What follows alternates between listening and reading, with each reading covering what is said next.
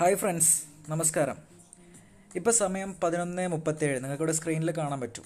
അതായത് 12 മണിയാകാൻ അരമണിക്കൂർ പോലും ഇല്ല. ഞാനിങ്ങനെ നോക്കുന്ന സമയത്ത് എൻ്റെ ഹൈറിച്ചിലെ വാളറ്റിൽ ഇന്ന് രാവിലെ നോക്കുമ്പം ഏകദേശം ഉള്ള വരുമാനത്തിലേക്കാൾ വളരെ വലിയൊരു മാറ്റം വന്നു. പക്ഷേ പെയർ മാച്ചൊക്കെ ഇനി നാളെയല്ലേ പെയർ മാച്ചിൻ്റെ വരുമാനം കയറുള്ളൂ. പെയർ മാച്ചിൻ്റെ വരുമാനം കയറുന്നതിന് മുൻപ് തന്നെ നല്ലൊരു മാറ്റം എൻ്റെ വാളറ്റിലേക്ക് എനിക്ക് കാണാനുണ്ടായി. ഞാൻ എന്താണ് ഇപ്പോൾ ഇത്ര വരുമാനം ഇന്ന് വരാനുണ്ടായത് ഒരു വെറുതെ നോക്കിയതാണ്. ഇപ്പോൾ നിങ്ങൾക്ക് ഇവിടെ കാണാൻ പറ്റും. ഇന്ന് എൻ്റെ പെയർ മാച്ച് 1600 എൻ്റെ മെയിൻ ഐ ഡിയിൽ. വാളറ്റിൽ 1,62,931.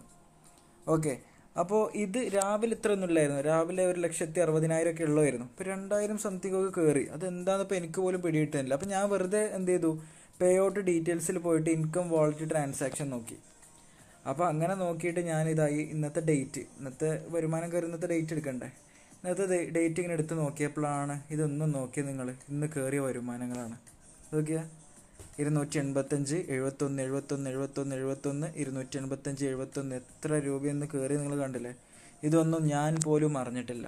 ഇതാണ് നമ്മുടെ ഹൈറിച്ചിൻ്റെ പവർ എന്ന് പറയുന്നത്. നമ്മൾ പോലും അറിയാതെയാണ് വരുമാനം വരുന്നത്. അതായത് നമ്മൾ നല്ലൊരു ടീമിനെ ക്രിയേറ്റ് ചെയ്തതിൻ്റെയും നമ്മൾ നന്നായിട്ട് അധ്വാനിച്ചതിൻ്റെയും നമ്മൾ ആ ഒരു തുടക്കത്തിലുണ്ടാക്കിയ ആ ഒരു ടീമിൻ്റെ ആ ഒരു പ്രതിഫലമാണ് നമുക്കിപ്പോൾ കിട്ടിക്കൊണ്ടിരിക്കുന്നത്. ഞാൻ തുടക്കത്തിൽ എല്ലാവരോടും പറഞ്ഞിരുന്നു, സ്റ്റാർട്ടിങ്ങിൽ 90% നമ്മുടെ അധ്വാനവും 10% വരുമാനമായിരിക്കും.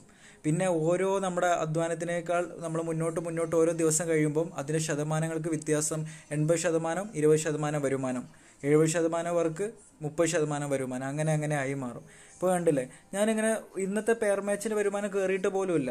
അപ്പോഴത്തേക്കും നിങ്ങളിവിടെ കാണാൻ പറ്റും ഇന്നത്തെ ഈ വരുമാനം വരുന്നുണ്ട്. അപ്പോൾ അതാണ് നമ്മുടെ ഹൈറിച്ച് എന്ന് പറയുന്നത്. നിങ്ങൾ മനസ്സിലാക്കുക, നന്നായിട്ട് വർക്ക് ചെയ്യുന്നേ. അതായത് ഹൈറിച്ച് 20,000 രൂപ വിഡ്രോ എടുക്കുന്നത് വരെ നന്നായിട്ട് നിങ്ങൾക്ക് പ്രശ്നങ്ങളും ബുദ്ധിമുട്ടുകളും ഉണ്ടാവും. അതെല്ലാം സഹിച്ച് നല്ല രീതിയിൽ വർക്ക് ചെയ്യുക, നല്ലൊരു ടീമിനെ നിങ്ങൾ ഉണ്ടാക്കുക. Okay guys, thank you.